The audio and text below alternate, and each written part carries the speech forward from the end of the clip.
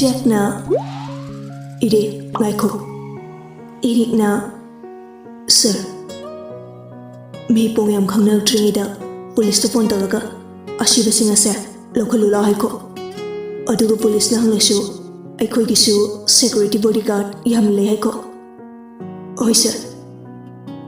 Jacob na oi kaudana aiga baluni ko ai kari mata yawruba sargani leise aduga CCTV footage ki record amata police ta oigera CID da oigera khangan biaroi Funny boss aina fada bisilage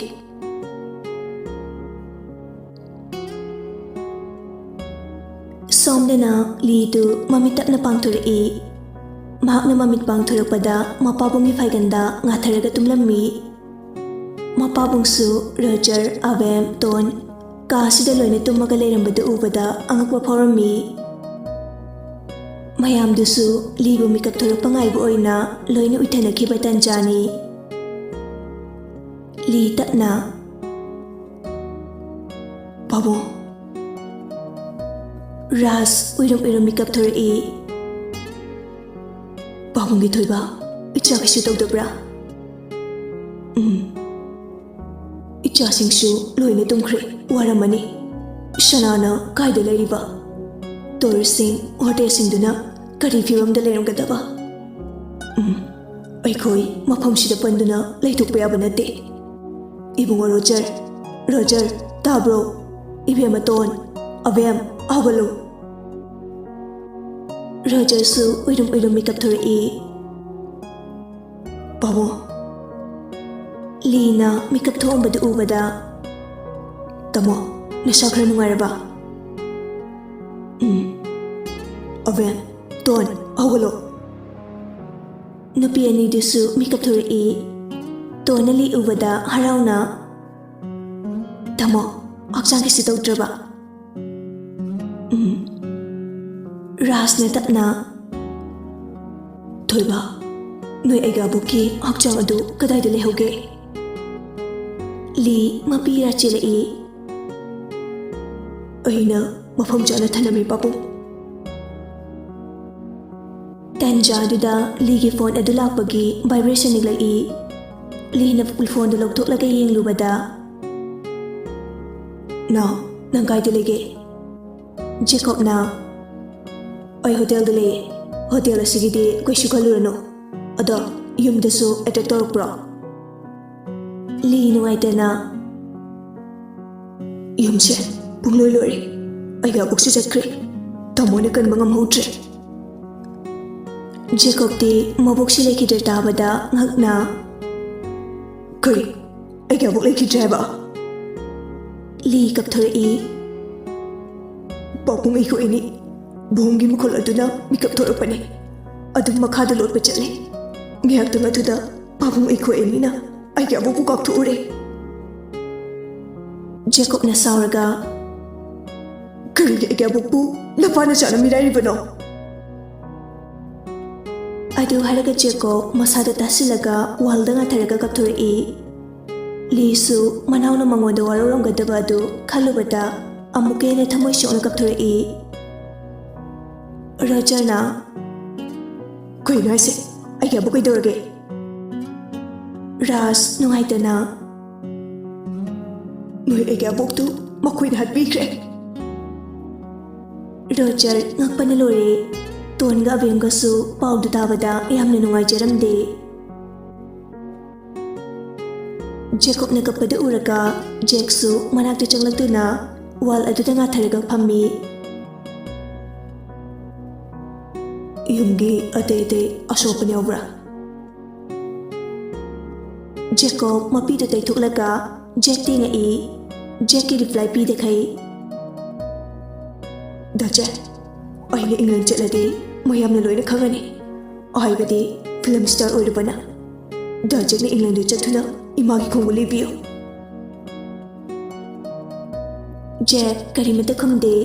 Pukcheti piba fidu loktholaga churup ama puthuraga thakpa hori churup ama mulokthuraga Jacob te pirammi Jacob su thawai nuaitabaga churup tolorami Jack na lighter du khelai Jacobsu churuptu chamlaga thakpa horei. Ngaihak phagi chukai tawnarasu nupa anido mayamga lanthengnarubagi awa potharami. Hoi mai ngaihakti karimata hainade. Jacob churuptu chingna Eke apuk lekidre. Jacksu churuptu chingna Ahat ki banadro. Otaydi khangde. Yumsu pungloi loi hai. Oigi mating pambro. Matang ya jobanina pame. Okay. England chalo hai banadro. Imagi information khangbo pame. Khanglaga ke dogdoino. Ikuchina penatke. Forget forward. I could go Piruba, Ima Hapade, Papugani. I know in Hapiruke, Yavanatra. Gomni Hardy, Otishai, Abuchagi, Fordy Kodo, Yambudo in Pige, Imahi Hapaga. Jack na, Nokvetona Pishari Palm did. Ishari Pisha, or what Pelati. I get all of the pow 50 lakji. Manscudingi, later Lida, Doneto Ribane. Jacob na yam fai. Ado ichanapi khaida layamgani. Aina Roger sinikibani. Roger haidi aina napada nakhangpai bidura. Fight hatrasu loksina samu phaba ngamba marupni kok yam laibani. Jacob fukhawat kre Tor ngasi purag hebra. Jack na pukra dawne. Ko na aina gyan tana mayunda thilubadi kyam kaige. Irang si khangladi indom chana sungai yararoi poro hairani. For aige apartment da ngayak pothawarse. Roja ba phongnaraga ton hanglase. Auju phongnabade. Phone parakte. Okay. Ani duwarbanina tande mande amuklak minare adubu tarnelomda chatkiba mi phatta mangadu liptagi thurei makhoi nong mai paibanina hero aduge he michanarure nongmai singdo thangalaga kaake tawbaga animak nakande lotlammi makhoi anidi thangak to ibanina mafam amade chelaktuna lotlammi miyoi manga adusu tanarei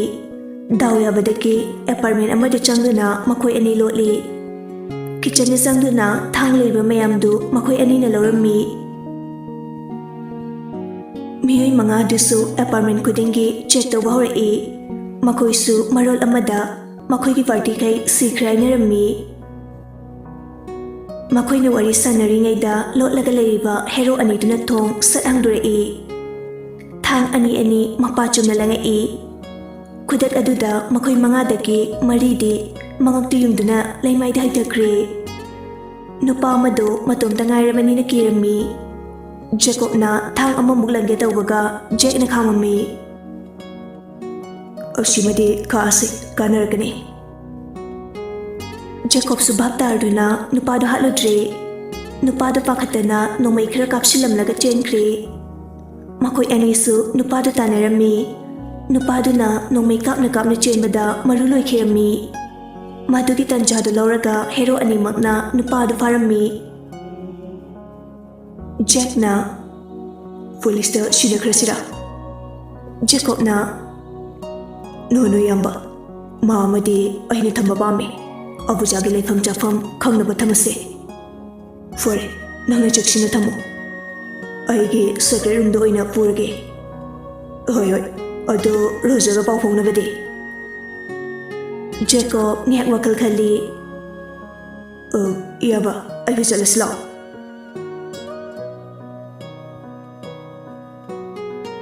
Ligi phone dagi Rasna mu call torei Babo Rasna Ishana nang yumga faunaba trail lambi edu khangba natra Khangi babo Fai adu lao Oi babo Phone da thamkibaga Jacob na Yamba ꯅꯨꯄꯥꯁꯤ ꯊꯅꯝꯂꯒ ꯌꯨꯝ ꯆꯠꯂꯁꯤ ꯖꯦꯛꯅ ꯍꯣꯏ ꯍꯣꯏ ꯃꯈꯣꯏ ꯑꯅꯤꯅ ꯅꯨꯄꯥꯗꯨ ꯖꯦꯀꯣꯕꯀꯤ ꯑꯔꯣꯟꯕ ꯃꯈꯥꯒꯤ room ꯑꯗꯨꯗ ꯄꯣꯔꯛꯏ ꯃꯗꯨ ꯎꯕꯗ ꯖꯦꯛꯅ ꯑꯉꯥꯡꯁꯦ ꯌꯥꯝ ꯅꯩꯔꯝꯃꯤ ꯖꯥꯠꯅꯤꯅꯦ ꯖꯦꯀꯣꯕꯁꯨ ꯅꯣꯛꯐꯦꯠ ꯑꯩ ꯆꯝꯅ ꯍꯤꯡꯕꯗꯨ ꯄꯥꯝꯗꯦ ꯈꯔ ꯍꯥꯏ ꯐꯥꯏꯗ ꯍꯤꯡꯕꯗꯨꯅꯦ ꯄꯥꯝꯂꯤꯕꯁꯦ ꯅꯩꯒꯗꯕꯅꯦ ꯃꯈꯣꯏ ꯑꯅꯤꯅ ꯅꯨꯄꯥ ꯑꯗꯨꯕꯨ ꯀꯥ ꯑꯃꯗ ꯁꯣ ꯂꯣꯟꯁꯤꯟꯗꯨꯅ ꯊꯅꯝꯂꯤ ꯑꯗꯨꯒ ꯃꯈꯣꯏ ꯑꯅꯤ ꯑꯃꯨꯛ ꯇ꯭ꯔꯦꯟ ꯂꯝꯕꯤ ꯂꯩꯔꯤꯕ ꯑꯗꯣꯝꯗ ꯂꯥꯛꯏ ꯉꯁꯥꯏ ꯔꯣꯖꯔꯅ ꯊꯣꯡ ꯂꯣꯟꯁꯤꯜꯂꯝꯕꯗꯨꯗ ꯁꯤꯗꯤ ꯃꯅꯨꯡꯗꯒꯤ ꯌꯣꯠ ꯑꯣꯏꯅ ꯂꯣꯟꯈ꯭ꯔꯤ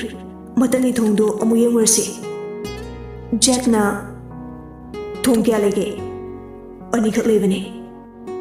ꯈꯪꯂꯩ ꯆꯥꯃꯠꯇꯅ ꯃꯪꯗ ꯐꯥꯎꯕ ꯃꯪꯂꯔꯣꯏꯗꯕ ꯃꯐꯝ ꯑꯃꯅꯤꯅꯦ ꯁꯤꯗꯤ ꯖꯦꯀꯣꯕꯅ ꯁꯤ ꯁꯥꯕꯗ ꯀ꯭ꯔꯣ ꯀꯌꯥ ꯆꯪꯏ ꯈꯪꯕ꯭ꯔꯥ ꯖꯦꯛꯅ ꯈꯪꯂꯒ ꯀꯩꯗꯧ ꯍꯥꯏꯕꯅꯣ ꯊꯣꯡ ꯑꯃꯗ ꯌꯧꯔꯛꯄꯒ ꯖꯦꯀꯣꯕꯅ ꯃꯥꯁꯇꯔ ꯀꯤ ꯑꯗꯨ ꯁ꯭ꯀ꯭ꯔꯤꯟꯗ ꯊꯝꯕꯒ ꯃꯇꯣꯝꯇ ꯍꯥꯡꯗꯣꯔꯛꯏ ꯊꯣꯡ ꯑꯃꯨꯛ ꯂꯣꯟꯁꯤꯜꯂꯝꯂꯒ ꯇ꯭ꯔꯦꯟ ꯂꯩꯕ꯭ꯔꯥ ꯌꯦꯡꯕ ꯆꯠꯂꯝꯃꯤ ꯖꯦꯀꯣꯕ ꯃꯀꯣꯛ ꯄꯥꯏꯔꯒ ꯑꯁ ꯀꯩꯅꯣ ꯇ꯭ꯔꯦꯟꯗꯤ ꯀꯥꯏꯗ ꯆꯠꯈ꯭ꯔꯕ ꯐꯣꯟꯗ ꯂꯧꯊꯣꯛꯂꯒ ꯃꯄꯥꯕꯨꯡꯗ ꯀꯣꯜ ꯇꯧꯖꯩ ꯑꯗꯨꯕꯨ ꯅꯣꯠ ꯔꯤꯆꯦꯕꯜ ꯍꯥꯏꯔꯛꯏ ꯃꯌꯥꯝꯕꯗ ꯇꯧꯕꯗ ꯔꯤꯡ ꯆꯠꯂꯗꯨꯅ ꯄꯥꯏꯔꯛꯏ ꯔꯥꯖꯅ ꯁꯅꯥ ꯀꯩꯗꯧꯔꯦ ꯅꯪꯕꯨ ꯂꯥꯛꯇ꯭ꯔꯤꯕꯣ ꯖꯦꯀꯣꯕꯅ ꯕꯣꯕꯣ ꯃꯐꯝꯁꯤꯗ ꯀꯅꯥ ꯂꯩꯔꯝꯕꯅꯣ ꯈꯪꯗꯦ ꯊꯣꯡ V1ꯁꯨ ꯃꯅꯨꯡꯗꯒꯤ ꯂꯣꯜꯂꯝꯃꯤ V2ꯗꯒꯤ ꯂꯥꯛꯄꯅꯦ ꯑꯗꯣ ꯇ꯭ꯔꯦꯟꯁꯨ ꯂꯩꯇꯦ ꯔꯣꯖꯔ ꯁꯤꯗ ꯂꯩꯌꯦ ꯅꯌꯥꯝꯕꯁꯨ ꯅꯣꯡꯃꯩꯅ ꯄꯥꯟꯗꯅ ꯃꯈꯣꯡꯁꯦ ꯂꯦꯡꯕ ꯌꯥꯗ꯭ꯔꯦ ꯅꯣꯏ ꯑꯦꯒ꯭ꯌꯥꯕꯣꯛꯀꯤ ꯃꯊꯧ ꯃꯉꯜ ꯄꯥꯡꯊꯣꯛꯅꯕ ꯅꯪ ꯂꯥꯛꯎ ꯅꯠꯇ꯭ꯔꯗꯤ ꯄꯨꯂꯤꯁꯅ ꯑꯁꯤꯕꯈꯩ ꯂꯣꯏꯅ ꯂꯧꯈꯠꯈ꯭ꯔꯅꯤ ꯄ꯭ꯔꯞ ꯂꯥꯛꯎ ꯖꯦꯀꯣꯕ ꯐꯣꯟꯗꯨ ꯄꯥꯏꯔꯒ ꯀꯟꯅ ꯆꯦꯟꯈ꯭ꯔꯤ ꯖꯦꯛꯁꯨ ꯃꯥꯅ ꯆꯦꯟꯈꯤꯕꯗꯨꯗ ꯀꯟꯅ ꯇꯥꯟꯅꯔꯛꯏ ꯖꯦꯛꯅ ꯑꯣꯏ ꯀꯩꯗꯧꯔꯒꯦ ꯖꯦꯀꯣꯕ ꯀꯔꯤꯃꯠꯇ ꯈꯨꯝꯗꯦ ꯀꯟꯅ ꯆꯦꯜꯂꯝꯃꯤ ꯖꯦꯛꯁꯨ ꯖꯦꯀꯣꯕꯀꯤ ꯇꯨꯡ ꯏꯟꯅꯗꯨꯅ ꯑꯗꯨꯃꯛ ꯆꯦꯜꯂꯛꯏ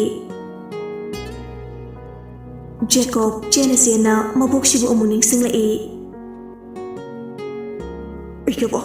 ꯅꯁꯨ ꯁꯅꯥ ꯂꯥꯛꯑꯦ ꯑꯩꯒꯕꯣꯛꯄꯨ ꯀꯅꯥꯅꯁꯨ ꯄꯨꯈꯤꯕ ꯌꯥꯔꯣꯏꯌꯦ ꯐꯅ ꯁꯥꯡꯕ ꯂꯝꯅꯤ 45 ꯃꯤꯅꯠ ꯆꯪꯒꯩ ꯂꯦꯞꯇꯕꯤ ꯆꯦꯜꯂꯛꯄꯅ ꯎꯆꯤꯟꯅꯥꯆꯤꯟꯅ ꯃꯈꯣꯏꯒꯤ ꯌꯨꯝ ꯑꯗꯨꯒꯤ ꯊꯣꯡꯗꯨ ꯎꯔꯛꯏ ꯊꯣꯡꯗꯨ ꯊꯤꯜꯂꯒ ꯄꯥꯕꯨꯡ ꯔꯣꯖꯔꯅ ꯊꯣꯡꯗ ꯍꯥꯡꯗꯣꯔꯛꯏ ꯖꯦꯀꯣꯕ ꯍꯥꯟꯅ ꯆꯪꯂꯛꯏ ꯁꯣꯔꯁꯨ ꯊꯕꯦꯠ ꯊꯕꯦꯠ ꯍꯣꯜꯂꯝꯃꯤ ꯃꯌꯥꯝꯕ ꯎꯕꯗ ꯊꯝꯃꯣ ꯖꯦꯛ ꯑꯃꯨꯛ ꯁꯣꯔ ꯊꯕꯦꯠ ꯊꯕꯦꯠ ꯍꯣꯟꯗꯨꯅ ꯆꯦꯜꯂꯛꯏ ꯃꯗꯨ ꯎꯕꯗ ꯇꯣꯟ ꯍꯔꯥꯎꯅ ꯀꯞꯆꯔꯝꯃꯤ ꯗꯥꯆꯦ ꯖꯦꯛꯅ ꯃꯆꯥꯅꯨꯄꯤ ꯎꯕꯗ ꯀꯣꯟꯁꯤꯟꯕꯤꯔꯝꯃꯤ ꯅꯪ ꯀꯩꯁꯨ ꯇꯧꯗꯦꯀꯣ ꯀꯩꯁꯨ ꯇꯧꯗꯤꯌꯦ ꯌꯨꯝꯗ ꯊꯤꯜꯂꯝꯃꯒꯦ ꯂꯥꯛꯑꯣ ꯗꯥꯆꯦ ꯁꯤꯒꯤ ꯐꯤꯕꯝꯁꯤꯗ ꯑꯩꯕꯨ ꯀꯃꯥꯏꯅ ꯌꯨꯝ ꯆꯠꯇꯣꯏꯅꯣ ꯑꯗꯨꯒ ꯏꯃꯥꯟꯅꯕꯤꯁꯦ ꯃꯌꯨꯝꯗ ꯃꯤ ꯑꯃꯠꯇ ꯂꯩꯇꯕꯒꯤ ꯑꯩꯒ ꯂꯥꯛꯃꯤꯟꯅꯕꯅꯤ ꯏꯟꯗꯣꯝꯆꯥꯅ ꯄꯥꯎꯁꯦ ꯈꯪꯂꯕꯗꯤ ꯁꯣꯏꯗꯅ ꯄꯥꯈꯠꯂꯅꯤ ꯑꯩ ꯈꯪꯉꯤ ꯗꯥꯆꯦ ꯑꯗꯨꯕꯨ ꯌꯨꯝꯁꯤꯗ ꯑꯩꯒꯤ ꯑꯕꯣꯛ ꯐꯥꯎ ꯂꯩꯇ꯭ꯔꯒ ꯑꯩꯅ ꯀꯃꯥꯏꯅ ꯍꯜꯂꯨꯅꯤ ꯖꯦꯀꯣꯕꯅ ꯊꯣꯡ ꯍꯥꯡꯒꯦ ꯇꯧꯕꯒ ꯔꯥꯖꯅ ꯁꯅꯥ ꯆꯦꯛꯁꯤꯜꯂꯨꯀꯣ ꯄꯨꯂꯤꯁ ꯂꯥꯛꯑꯕ꯭ꯔꯥ ꯌꯦꯡꯉꯨ ꯖꯦꯛꯅ ꯉꯥꯏꯈꯣ ꯅꯇꯣꯝ ꯆꯠꯈꯤꯅꯣ ꯑꯩ ꯑꯃ ꯌꯥꯎꯔꯕꯗꯤ ꯅꯪ ꯁꯦꯞ ꯑꯣꯏꯒꯅꯤ ꯖꯦꯀꯣꯕꯅ ꯑꯁꯨꯛ ꯌꯥꯝꯕ ꯃꯌꯥꯝꯗꯨ ꯏꯈꯨꯠꯁꯤꯅ ꯍꯥꯠꯄ ꯌꯥꯕ ꯍꯥꯠꯂꯒ ꯍꯧꯖꯤꯛꯅ ꯑꯃꯨꯛ ꯀꯅꯥ ꯀꯤꯔꯨꯅꯤ ꯖꯦꯛꯅ ꯍꯣꯏ ꯒꯗꯥ ꯑꯩꯗꯤ ꯃꯥꯔꯀꯣꯁꯅꯤ ꯅꯪꯗꯤ ꯀꯩ ꯑꯣꯏꯒꯦ ꯃꯤꯆꯝ ꯑꯃꯒꯨꯝꯕꯅꯤ ꯅꯪꯒꯤ ꯇꯣꯉꯥꯟꯕ ꯇꯦꯂꯦꯟꯁ ꯑꯗꯨꯗꯤ ꯁꯦꯀ꯭ꯔꯦꯠ ꯑꯣꯏꯅ ꯑꯗꯨꯝ ꯊꯝꯃꯨ ꯔꯥꯖꯅ ꯁꯅꯥ ꯅꯌꯥꯝꯕꯅ ꯍꯥꯏꯔꯤꯕꯁꯤ ꯑꯆꯨꯝꯕꯅꯤ ꯅꯪꯗꯤ ꯃꯤ ꯃꯌꯥꯝꯁꯦ ꯍꯥꯠꯂꯦ ꯍꯥꯏꯕ ꯌꯥꯗꯦꯀꯣ ꯖꯦꯀꯣꯕꯅ ꯖꯦꯛꯇ ꯃꯨꯟꯅ ꯌꯦꯡꯂꯛꯏ ꯖꯦꯛꯅ ꯇꯨꯃꯤꯟꯅ ꯑꯩꯅ ꯄ꯭ꯔꯃꯣꯁꯟ ꯅꯪꯅ ꯖꯦꯛ ꯀꯥꯎꯒꯅꯨ Jacobna Ibayobagi Puvidravani Jackna Rumgadra Krishnade Hoi Hoi Makoi ani chakmina kre Makoi ani na makayarokpada Police mayamna ashiba mayamdu Sumang na pulap thanglok duna layrami Inspector duna Jacob Sardi Jacob na Babum Shepboy Oh Lidi Tamodi makungi to Nongmay na panpadagi layangi Okay Noy aga bukti kan mga maudre Ay ko'y si order video ganina Noy gi help tawang amludre Masigidama sorry Jacob matay nung ay na Ay aga bukti tambira mo Mataw mo ng pangtok sige Funny Hay kanalay Sir Lay kidraba ahala dudi mataw pangtok na batana mo Sir Shumang da pulap lay jere Gari da matahapdre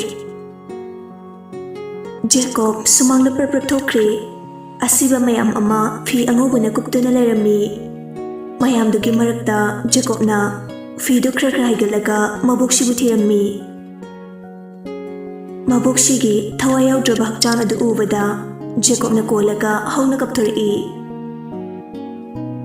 Iyabo nasulay Kaya nasubungan dino Ay ima buhat kaniye Ima Nang budi lehna tharoy ko Nang namaram oiraga Ay gabo ase Ay kudu thadok laga chatkre Ay gabo nasulay Iteraba chati bu kolaga Jacob tu pena kapchari Jack sumatog du ubada nungaitra duna Inspector du da onsilaga Sir ay giming Jack ay Injanevi Marcos ni Inspector du nangak na Jack tinga aduga salam kola walubi adi sir sakam jarudre Jack na kaishu gaidi Odo ahala sige mathaw mangam bangthok naba shamsamina se Funny sir ay sinjage Asumna Inspector du kaloina na jatibu mathaw mangam bangthok naba samsarami Rajana libu sawiraga makoisu mahimgi mathakta laammi Fazakraba yum ado hek yengbada akibagi masak oiraba phibam du ubada tonga bengba yengnei Wangangda chariba mayamdu makoi anisu lokshinba yaurami Khwai maru thabak subi nupi kaidu numitsida amata leramde Rogerna Tamo thabak subi nupi ngaidi Li haujikta wakal ori Khongdi ngarangdi makoina thong thaputu charaga babunga igai gabuka aikhoi humsu adum pothare Roger wakal ne khali Thoudokse thoklani haiba makoi pau khonglangani aduna lotki boramgani Lina Orambusue Foi Kwaidu lotgenge Lidi makhong sukpana maram oraga Jati gi ku adu Ras, Roger, Jack amadi Jacob makhoi mari changdana thangloklami Policing adusu ikai khumnaba oina selfie duna nongtakta blank fair tawrami Ras kapna tapna Ima Layram lenda ina chiknal euroko Babunga namokshan agada kritambiyo Aidi ichani buthadoklaga mafam kaidasu chatkiro haina Aina lanbani Ima nachana lanba ngakdani Nupigi kutta pumna magase thakha olhanba ngami haibado Nachasu mayak sengna kangle Adugu Ima nachana wasali Nasu anina mahakpudi lehna thara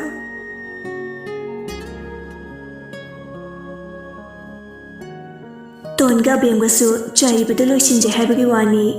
Imyamda ubada tondi machindu melaga washroom leba maigayda paisinkre Abem su tanara Bye kidore Ai tuk tuk em lauri Isase haina dabana lori ꯃꯈꯣꯏ ꯆꯪꯂꯛꯄꯒ ꯃꯩ ꯎꯪꯅꯕ ꯏꯔꯨꯃꯩ ꯊꯩꯅꯕ ꯁꯦꯝ ꯁꯥꯎꯔꯁꯤ ꯂꯥꯎ ꯃꯈꯣꯏ ꯑꯅꯤꯅ ꯋꯥꯁꯔꯨꯝꯗꯒꯤ ꯊꯣꯛꯂꯛꯄꯒ ꯅꯨꯄꯤ ꯑꯃ ꯏꯃꯨꯡꯗ ꯆꯪꯂꯛꯏ ꯇꯣꯟꯅ ꯈꯅꯥ ꯎꯅꯕꯤꯒꯗꯕ ꯏꯜꯁꯤꯅ ꯁꯣꯝ ꯇꯣꯟ ꯍꯥꯏꯕꯤ ꯀꯨꯛ ꯅꯨꯄꯤꯗꯨ ꯅꯠꯇ꯭ꯔꯣ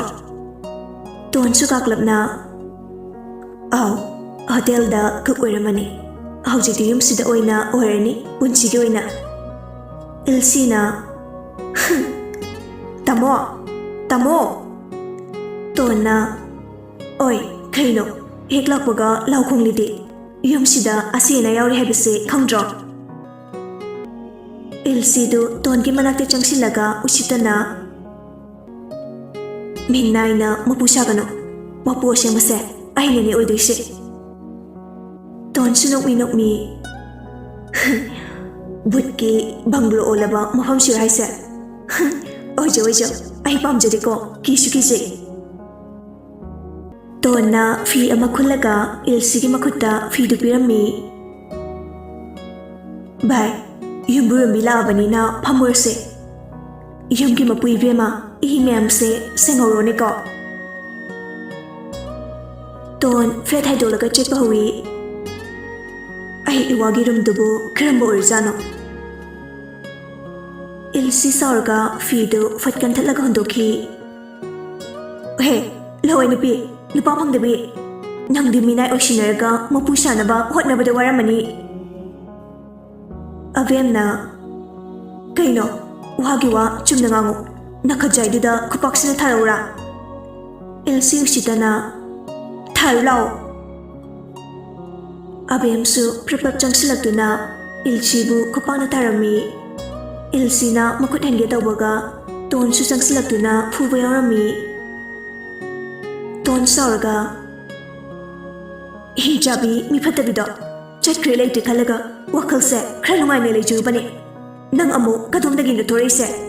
ꯅꯪ ꯑꯃꯨꯛ ꯔꯥꯅꯤ ꯍꯥꯏꯕꯗꯨꯒꯤ ꯃꯍꯨꯠ ꯁꯤꯟꯕ ꯂꯥꯛꯏꯔꯣ ꯍꯥ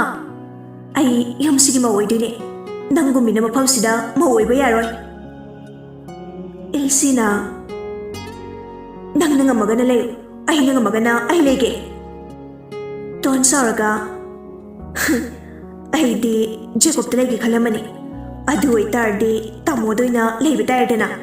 ꯖꯦꯀꯣꯕ ꯍꯥꯏꯔ ꯅꯪ ꯂꯧꯕꯤꯗꯧ ꯅꯠꯇꯦ ꯂꯤꯁꯨ ꯑꯋꯥꯕ ꯅꯨꯡꯉꯥꯏꯇꯕ ꯂꯣꯏꯅ ꯀꯥꯎꯊꯣꯛꯂꯒ ꯂꯣꯟꯅ ꯌꯦꯡꯂꯝꯕꯗꯨ ꯅꯣꯛꯃꯤ ꯅꯣꯛꯃꯤ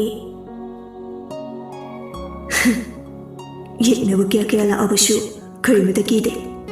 ꯑꯩ ꯍꯧꯖꯤꯛꯇꯤ ꯅꯨꯄꯤꯃꯨꯛ ꯀꯤꯕ ꯂꯩꯇ꯭ꯔꯦ